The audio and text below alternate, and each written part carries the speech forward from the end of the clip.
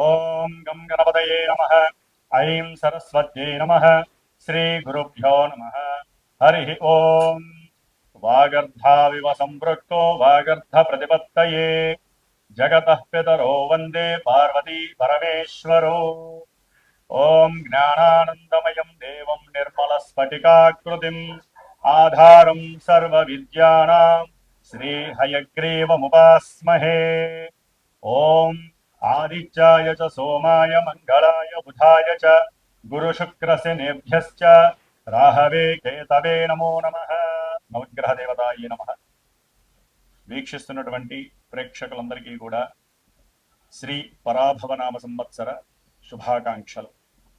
ఈ అంతరిక్ష జ్ఞానాన్ని ప్రసాదించినటువంటి మా యొక్క గురుదేవతలకి అట్లాగే పార్వతీ పరమేశ్వరులకి కూడా నవగ్రహాలకి నమస్కరిస్తూ, మరి ఈ పరాభవనామ సంవత్సరంలో మానవాళందరికీ కూడా, జీవరాశులందరికీ కూడా ప్రకృతి ద్వారా ఎన్నో విశేషమైనటువంటి శుభాలు జరగాలని, ఆయుర్వృద్ధి, ఆరోగ్యము, ఐశ్వర్యవృద్ధి జరగాలని, అనుకున్న ప్రతి కార్యక్రమం కూడా మానవాళికి శుభప్రదం కావాలని, అట్లాగే ఈ పరాభవనామ సంవత్సరంలో మరి నవనాయకుల్లో చూసినట్లయితే మనకి రాజుగారిగా గురుడు ఉండటం, ఆ గురుడికి రాజు పదవి లభించటం, అట్లాగే కుజుడికి మంత్రి పదవి, సేనాధిపతిగా చంద్రుడికి, అట్లాగే మేఘాధిపతి అర్ఘాధిపతిగా కూడా చంద్రుడికి 3 పోర్ట్ఫోలియోస్, అట్లాగే శుక్రుడికి 1 పోర్ట్ఫోలియో, బుధుడికి 1 పోర్ట్ఫోలియో లభించినాయి. శని భగవానుడికి మాత్రము ఎటువంటి అధికారము లభించలేదు. ఏది చూసినా కూడా నవనాయకుల్లో విశేషముగా ఎక్కువ మందికి శుభగ్రహాలకి ఆధిపత్యం లభించడం వలన శుభాలే కలగడానికి అవకాశం ఉంది. అట్లాగే వర్షలగ్న కుండలి ప్రకారము మీనలగ్నమైంది, జగర్లగ్న కుండలి ప్రకారము మిథున లగ్నమైంది. కాబట్టి ఈ అధిపతులు పరంగా చూస్తే కనుక బుధగురుడు కాబట్టి ఎవరైనా సరే మన యొక్క ప్రపంచంలో మన దేశాలని, రాష్ట్రాలని పరిపాలించేటటువంటి నాయకులందరూ కూడా అఖండమైనటువంటి జ్ఞానశక్తిని పెంచుకొని, బుద్ధిని, వాక్కుని జాగ్రత్తగా సంభాషణ చాతుర్యంతో మాట్లాడుకొని, ఎటువంటి యుద్ధాలు, భయాలు కూడా దేశంలో ఉన్నటువంటి, ప్రపంచంలో ఉన్నటువంటి జీవరాశులకి కానీ, మానవాళికి కానీ ఎటువంటి అవరోధాలు, ఆటంకాలు కలగకూడదని మనందరం కూడా ఆ సుబ్రహ్మణ్యేశ్వరుణ్ణి ప్రార్థించిస్తూ, ఈ ఉగాది పర్యంతము కూడా దాదాపుగా జూలై ఎండింగ్ వరకు కూడా కాలమాన చక్రంలో సింహరాశిలో ఉన్నటువంటి కేతువు, కుంభరాశిలో ఉన్నటువంటి మరి రాహుగ్రహాల మధ్య గ్రహాలన్నీ కూడా కాలసర్పయోగ దోషాన్ని విలోమ పరంగా అనుభవిస్తున్నాయి. కాబట్టి ఈ మధ్యలో ఎన్నో రకాలైనటువంటి ఇబ్బందులు, ముఖ్యంగా ఉగాది తర్వాత మరి ఏప్రిల్ నెల మొత్తము కూడా మే 10వ తేదీ వరకు మరి రాశి చక్రంలో మీనరాశిలో కుజశనులు కలిసి ఉండటము అనేక రకాలైనటువంటి భయాందోళనలు, ప్రమాదాలు, అట్లాగే జల సునామీలు, యుద్ధ భయాలు కూడా ఆవరించి ఉంటాయి. కాబట్టి హనుమంతుల వారి యొక్క అనుగ్రహము మనందరికీ కలగాలని అందరూ కూడా ఆ 45 రోజులు కూడా ఎట్టి పరిస్థితుల్లో శ్రీరామ రక్షా స్తోత్రాన్ని, శ్రీరామ మంత్ర జపాన్ని, అలాగే హనుమాన్ చాలీసా పారాయణ ఎంతవరకు ఎక్కువగా అవకాశం తీసుకుంటే రోజు మొత్తంలో 5 సార్లు, 11 సార్లు, ఒక్కసారైనా సరే అందరూ కూడా మన యొక్క సనాతన ధర్మాన్ని ఆచరించే హిందుత్వం ఉన్నటువంటి వారందరూ కూడా తప్పకుండా జపించండి. సమస్త మానవాళికి, జీవరాశులకి, ప్రకృతికి ఎటువంటి విరోధాలు కలగకుండా రాజులందరూ కూడా సుభిక్షంగా ఆలోచిస్తూ మనందరినీ కూడా కాపాడే శక్తిని హనుమంతుల వారు ప్రసాదిస్తారు. ముఖ్యంగా మనకి ఈ యొక్క యుగాది పరాభవనామ సంవత్సరం నుంచి కూడా వచ్చే సంవత్సరం వరకు ఎటువంటి గ్రహణాలు లేవు. కాబట్టి ముఖ్యంగా అధిక జ్యేష్ఠ మాసము జూన్ 1వ తేదీ నుండి కూడా జూలై వరకు ఉంటుంది. జూలై 1వ తేదీన, జూన్ 1వ తేదీన, 2వ తేదీన మనకి యమునా నది పుష్కరాలు ప్రారంభమవుతున్నాయి అధిక జ్యేష్ఠ మాసంలోనే.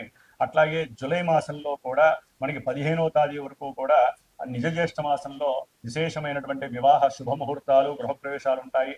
జూలై 15 నుంచి కూడా మరి గురుమూఢమి, అలాగే అక్టోబర్ 19 నుంచి కూడా ఒక నెల మాసము శుక్రమూఢమి కూడా కలుగుతున్నాయి యుగాది మా సంవత్సరంలో. కాబట్టి ఏదైనా సరే శుభకార్యాలు చక్కగా ఈ గురుమూఢమి, శుక్రమూఢమి లేకుండా మంచి సమయాల్లో అనుభవిస్తే చాలా మంచిది. ముఖ్యంగా ఈ యుగాది నామ సంవత్సరంలో మేషాదిగా మీనరాశి పర్యంతం వారికి, అశ్విన్యాది రేవతి నక్షత్రం వారికి కూడా రాశుల ప్రకారం ఎవరి రాశి ప్రకారము ఏ గ్రహాలు, ముఖ్యంగా మేషరాశి నుంచి మిథున రాశిలో ఉన్నటువంటి గురువు జూన్ 1వ తేదీ వరకు ఆయన అక్కడే సంచరిస్తూ జూన్ 2వ తేదీ నుండి కూడా అక్టోబర్ 31వ తేదీ వరకు కూడా ఉచ్చస్థిత రాశి అయినటువంటి కర్కాటక రాశి మిత్ర రాశిలోనూ ఉంటూ అట్లాగే ఆయన 5వ రాశి అయినటువంటి సింహరాశిలో నవంబర్ 1వ తేదీ నుండి జనవరి 25 వరకు కూడా రుజుమార్గంలో ఉండి జనవరి 25 నుంచి జూన్ 15-16 వరకు కూడా మళ్ళీ వక్రించి కర్కాటక రాశిలో సంచారం చేస్తూ ఉంటారు. కాబట్టి గురువు యొక్క అతిచార సంచార ప్రభావం వలన ఎన్నో రాశుల వారికి మూడు విధాలైనటువంటి ప్రభావాలు మంచి చెడులు జరగడానికి అవకాశం ఉంటుంది.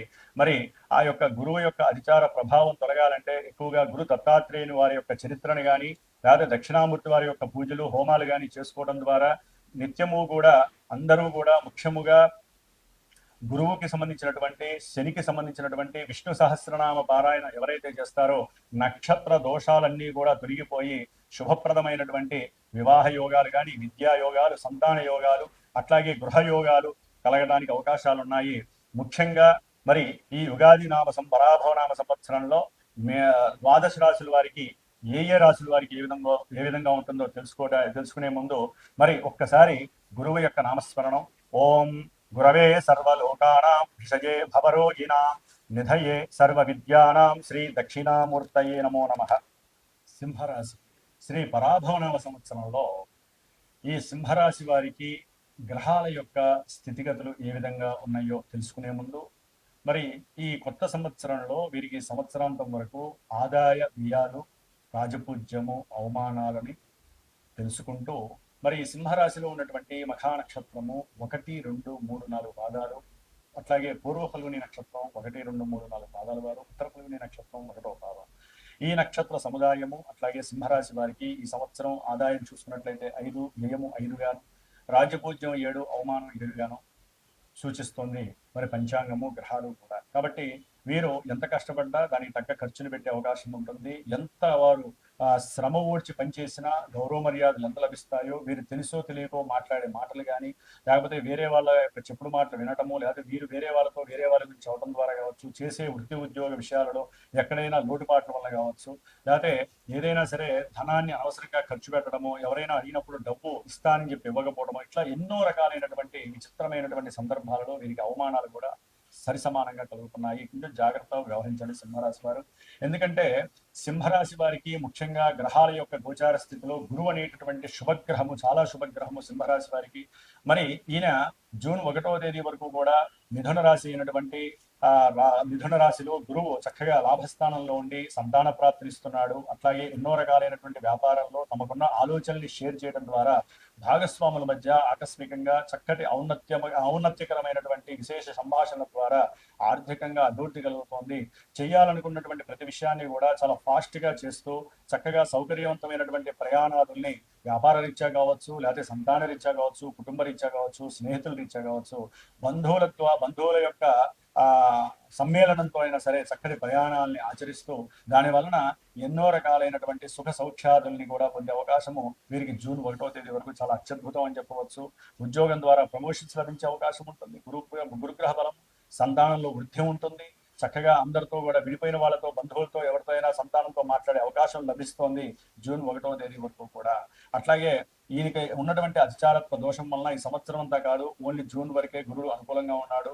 జూన్ 2వ తేదీ నుండి నవంబర్ 1వ తేదీ అంటే అక్టోబర్ ఎండింగ్ వరకు కూడా గురువు యొక్క స్థితి కర్కాటక రాశిలో ఉచ్చ స్థితిలో ఉన్నప్పటికీ 12వ స్థానంలో ఉండి సింహరాశి వారికి ఏం చేయాలో తెలియనటువంటి ఆగమ్య గోచరమైనటువంటి స్థితి.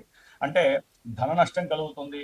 అట్లాగే తల్లిగారి యొక్క ఆరోగ్య రీత్యా అట్లాగే సంతానపరమైనటువంటి ఆకస్మికంగా ఏదో రకమైనటువంటి ధన నష్టము లేదా ఏదో ఒక దేవాలయ నిర్మాణాలకి అంటే శుభకార్యాలయందు కూడా ఒక్కోసారి అంటే ఇంట్లో సంతానం యొక్క పెళ్లి కావచ్చు లేకపోతే తమకి గృహంలో తమ యొక్క ఎప్పుడో తెలిసినటువంటి బంధువులకి సంబంధించినటువంటి విషయాలలో వీరు దూర ప్రయాణానికి వెళ్ళి అక్కడ ధనాన్ని ఖర్చు పెట్టే అంటే శుభకార్యాలతో పాల్గొనడం ద్వారా ధనాన్ని ఖర్చు పెట్టడం అట్లాగే ఏదైనా సరే నదులు బావులు కాలువలు ఇలాంటి తవ్వుతున్నప్పుడు వీరికి వీరికి ఉన్నటువంటి మానసిక స్థితి వలన, వీరికి ఉన్నటువంటి దైవానుగ్రహము బలం వలన ఎంతో కొంత వీరు సహకరించడం, దేవాలయాల్లో ఏదైనా ప్రతిష్టలు జరుగుతున్నా, దేవాలయ నిర్మాణాలు జరుగుతున్నా వీరు ఎంతో కొంత వారి యొక్క సంతానం యొక్క అభివృద్ధి కోసం దానం చేయడం, ఇట్లా ఎన్నో శుభకార్యాల పరంగా ఏదైనా ఒక గృహాన్ని నిర్మించి ఆనందకరమైనటువంటి గృహంలో నివసించాలి అనేటటువంటి కోరిక వలన కావచ్చు, లేకపోతే ఒక్కోసారి ఆకస్మికంగా కొన్ని ప్రమాదాల వలన, వాహన ప్రమాదాల వలన కావచ్చు, కొన్ని గండాల వలన కావచ్చు, హాస్పిటలైజేషన్ అయ్యి అక్కడ ధనం ఖర్చు పెట్టేటటువంటి పరిస్థితులు గృహపరంగా ఎవరికో ఒకరికి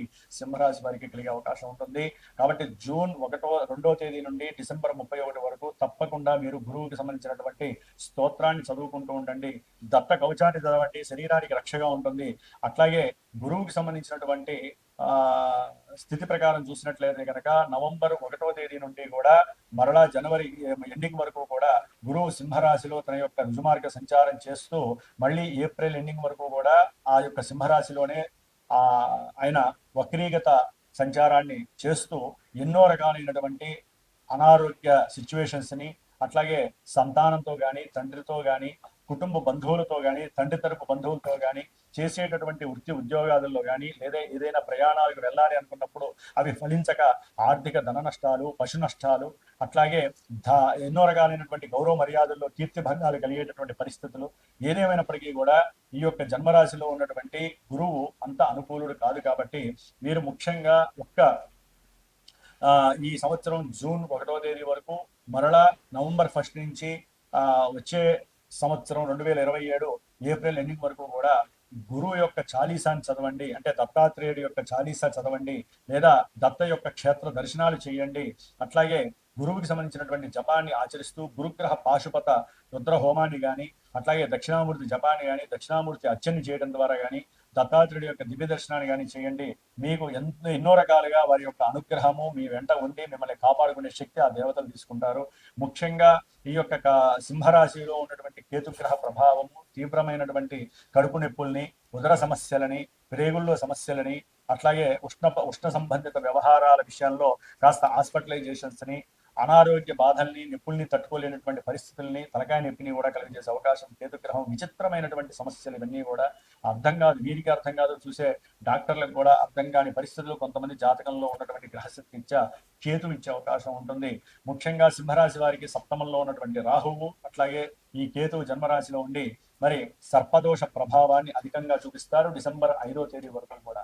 కాబట్టి డిసెంబర్ 5 వరకు కూడా వీరు సాధ్యమైనంత వరకు రాహుకేతువుల యొక్క జపం చేయించి, సర్పసూక్త జపాన్ని బ్రాహ్మడి చేత చేయించి, ఒక సర్పాన్ని ఆరాధించి, అంటే వెండి బింబంతో చేసినటువంటి సర్పాన్ని ఆరాధించి చక్కగా భార్యాభర్తలు అయితే కనుక, ముఖ్యంగా భార్యాభర్తల మధ్య వియోగము, కోర్టు గొడవలు ఉన్నటువంటి వాళ్ళు, మళ్ళీ వాళ్ళ మనసుల్లో ఒకరికొకరు కలిసి ఉండాలి అనుకున్నటువంటి భావన ఉన్నటువంటి వాళ్ళు, అట్లాగే వివాహం కాక జాతకంలో కుజదోషాల వలన, రాహుకేతువుల దోషాల వలన ఎన్నో ఇబ్బందులు పడుతున్నటువంటి వాళ్ళు ఎవరైనా సరే ఈ యొక్క జన్మరాశిలో ఉన్నటువంటి కేతువు, సప్తమంలో ఉన్న రాహువు, వ్యాపారంలో ప్రతిబంధకాలు, విడిపోవటము ఇలాంటివి జరుగుతున్న వాళ్ళు అపార్థాలు చేసుకొని సంఘంలో గౌరవ మర్యాదలు మంట కలిసిపోతున్నాయి అనుకున్నటువంటి వాళ్ళు తప్పకుండా సుబ్రహ్మణ్య ఆరాధన చేయండి. ఆ యొక్క వెండి బింబంతో చేసినటువంటి నాగపడిని 18 గ్రాములు, 180 గ్రాములు ఎవరికి తోచింది వాళ్ళు చేసి ఒక 6 రోజులు సర్పసూక్త పారాయణ బ్రాహ్మడి చేత చేయించి ఆ బ్రాహ్మడికి దానం ఇచ్చినట్లయితే నేతితో కూడా విశేషమైనటువంటి సౌఖ్యం కలుగుతుంది, వివాహ సిద్ధి కలుగుతుంది, వ్యాపారంలో వృద్ధి కలుగుతుంది, అట్లాగే దాంపత్య సుఖం కలుగుతుంది. ఎక్కడా కూడా ఈ యొక్క రాహుకేతువుల యొక్క సర్పదోష ప్రభావము మీకు కనపడకుండా ఆ సుబ్రహ్మణ్యేశ్వరుడు అనుగ్రహిస్తాడు. అట్లాగే ఈ సంవత్సరాంతము కూడా సింహరాశి వారికి అష్టమ శనిగ్రహ దోషము ఒక మృత్యుతుల్యమైనటువంటి ప్రమాద ఘంటికల్ని కలుగజేస్తూ ఉంటుంది. ముఖ్యంగా మీరు ఏదైనా ప్రయాణాన్ని చేపట్టినా ఆ ప్రయాణాలలో తీవ్రమైనటువంటి అలసట, ఎన్నో రకాలైనటువంటి అనారోగ్య సమస్యలను కలుగజేస్తూ, ప్రయాణంలో కూడా కొన్ని అవరోధాలు కలుగజేస్తూ, వాహన ప్రమాద సూచికల్ని కూడా ఈ శని కర్మ ఫలప్రదాయకులు కాబట్టి కర్మల్ని పూర్వజన్మలో చేసుకున్న కర్మలు గనక ఏదైనా ఇబ్బందికరంగా జాతకంలో కనుక సూచిస్తే కనుక అష్టమ శని మృత్యువుని కలుగజేస్తాడు. జాగ్రత్తగా ఉండాల్సినటువంటి పరిస్థితి. అందరూ కాదండి, జన్మజాతకంలో ఏదైనా ఇబ్బందులు ఉంటేనే ఈ అష్టమ శని ప్రాబల్యం ఉంటుంది. వ్యాపారంలో నష్టాలు ఉంటాయి, అయిన వాళ్ళతో గొడవలు ఉంటాయి, వృత్తి ఉద్యోగాలలో మార్పులు చేర్పులు ఉంటాయి. ముఖ్యంగా ధనపరంగా ఆకస్మికంగా నష్టపోయే ప్రమాదాన్ని శని సూచిస్తున్నాడు. సంతానపరంగా కూడా వాళ్ళకి అభివృద్ధి లేక, వారికి కళ్యాణం కాక, వారిలో ఉన్నటువంటి మార్పులు చేర్పులు, వారిలో కలిగేటటువంటి కొన్ని అనారోగ్య సమస్యలు సంతానానికి, అట్లాగే వారు ఏదైనా సరే ధనాన్ని ఎక్కడో అక్కడ షేర్స్ లో పెట్టడం, లేకపోతే వీరు ఎక్కడైనా షేర్స్ లో స్పెక్యులేషన్ లో పెట్టి తీవ్రమైనటువంటి ధన నష్టం వాటిల్లడం ఇలాంటివన్నీ జరుగుతూ ఉంటాయి. కాబట్టి ఆలోచించండి, ఎక్కడా కూడా తొందరపడి పెట్టుబడులు పెట్టే వ్యవహారం మాత్రం ఈ యొక్క సింహరాశి వారు చేయకండి. అష్టమ శని దోష పరిహారార్థమై శనికి మృత్యుంజయ పాశుపత హోమాన్ని శనిగ్రహ జపంతో పాటుగా చేసి విశేషంగా శనిక్ దానాన్ని ఇవ్వండి. అట్లాగే మీ ఉద్యోగంలో ఎవరైనా సరే మీ కింద పనిచేసే వాళ్ళకి ఏదైనా నూనెతో చేసినటువంటి స్నాక్స్ ని అప్పుడప్పుడు శనివారం కూడా పంచుతూ ఉండండి. శనివారం కూడా ఎవరైనా సరే జీహెచ్ఎంసీలో పనిచేసే వాళ్ళు, రోడ్డు మీద అనాథలకు కానివ్వండి, కాస్త ఒక 8 ప్యాకెట్లు ఏదైనా సరే భోజన సౌకర్యాన్ని వాళ్ళకి కలుగజేయండి. వాటర్ కూడా తప్పకుండా ఇవ్వడం మర్చిపోకండి. దానివల్ల మీకు గండ ప్రమాదాలు తప్పే అవకాశాలు ఉంటాయి.